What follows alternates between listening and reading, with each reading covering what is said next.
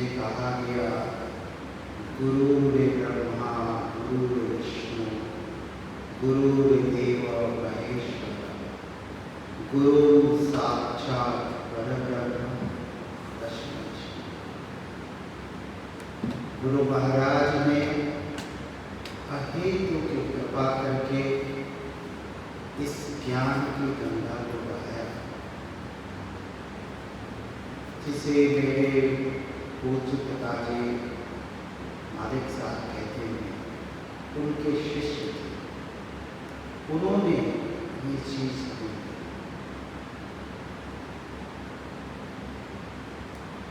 मैं हृदय से शुक्रगुजार हूँ डॉक्टर नीरज जी का, जिन्होंने इस पतंजलि वेलनेस सेंटर में अपने गुरु की वाणी को कहने के लिए उनकी जो साधना है उसे कराने के लिए देखिए, हम और आप सारे प्राणी यहाँ तक जीवन में शांति चाहते हैं, आनंद चाहते हैं, और हमारा सारा प्रयास इसीलिए होता है। लेकिन जीवन के अनुभव दूसरे हो जाते हैं। जीवन अशांति, दुख, क्लेश, भय, इसमें गुजरने लगता है। हम चाहते हैं हमेशा स्वस्थ रहें, हम स्वस्थ रह नहीं पाते। कैसे इन चीज़ों से हम उभर सकते हैं, निकल सकते हैं और वो जो परमात्मा है उसकी ज्योति में मिल सकते हैं, जिसे कहा है सत्य चित्त आनंद, वो आनंद स्वरूप। वेदों में ऐसा बताया गया है और हमारे गुरु महाराज ने लिखा है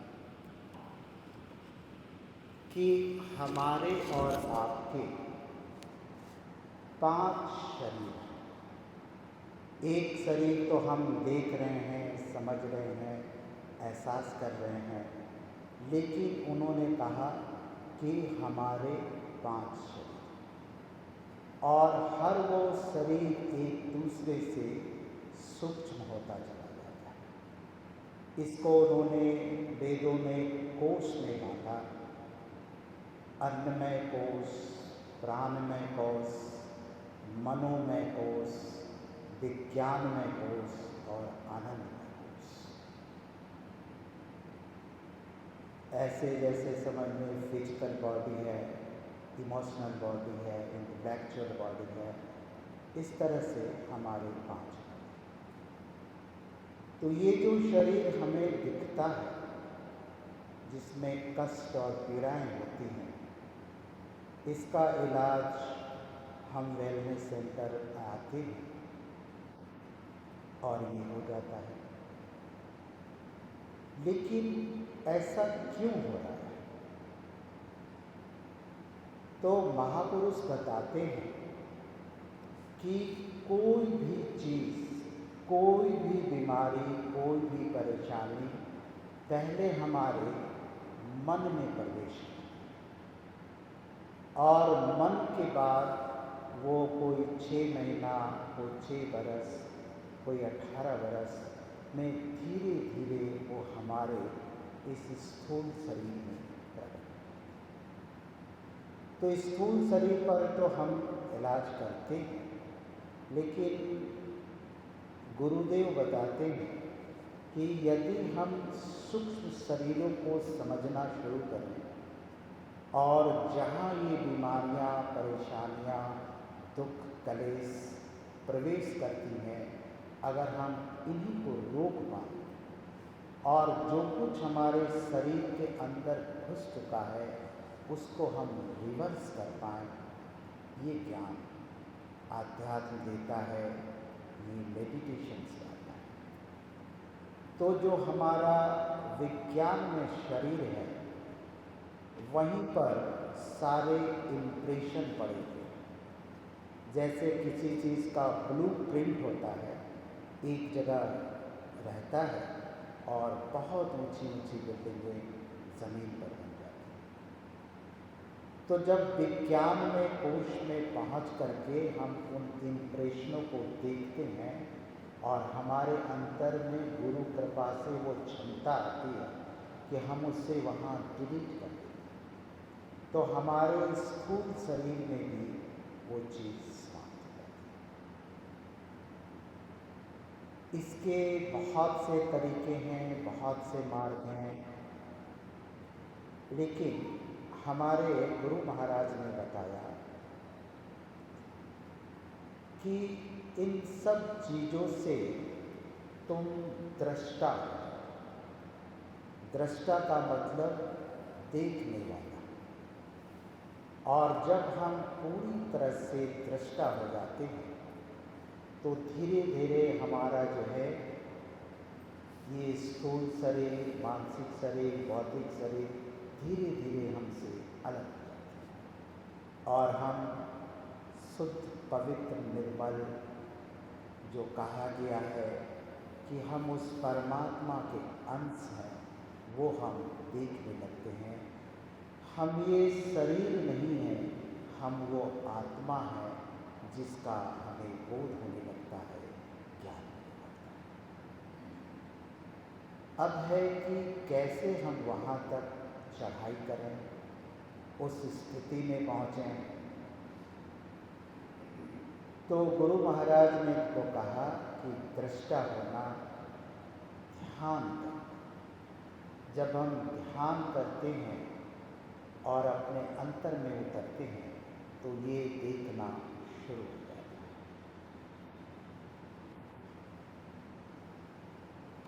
अब ध्यान किस चीज़ का करें, तो आमतौर पर हमारे अंतर में आता है कि हम भगवान का ध्यान करें।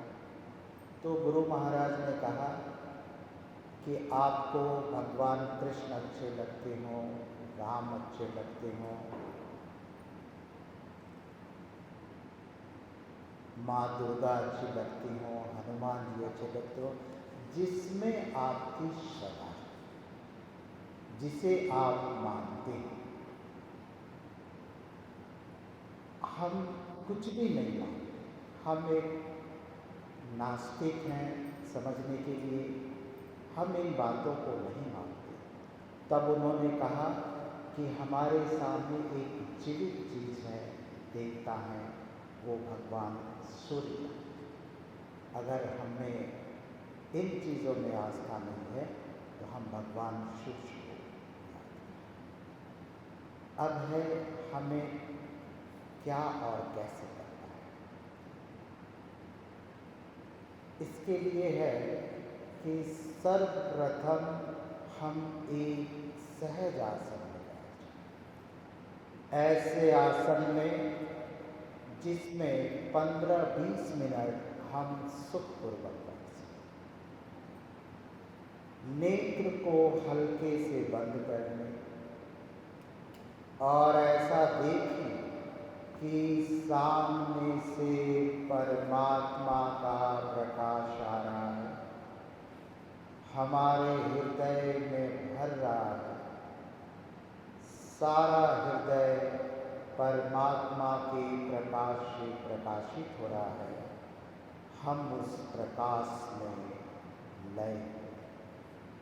एक बार पुनः निवेदन, एक सहज आसन में बैठ जाएं, नेत्र को हल्के से बंद कर लें और ऐसा देखें कि सामने से परमात्मा का प्रकाश आ रहा है, हमारे हृदय में भर रहा है। सारा हृदय परमात्मा के प्रकाश से प्रकाशित हो रहा है। हम उस प्रकाश में लय हैं। आँख बंद करके ही ध्यान करेंगे और जब आपसे निवेदन करेंगे तभी अपने आप को खोलें और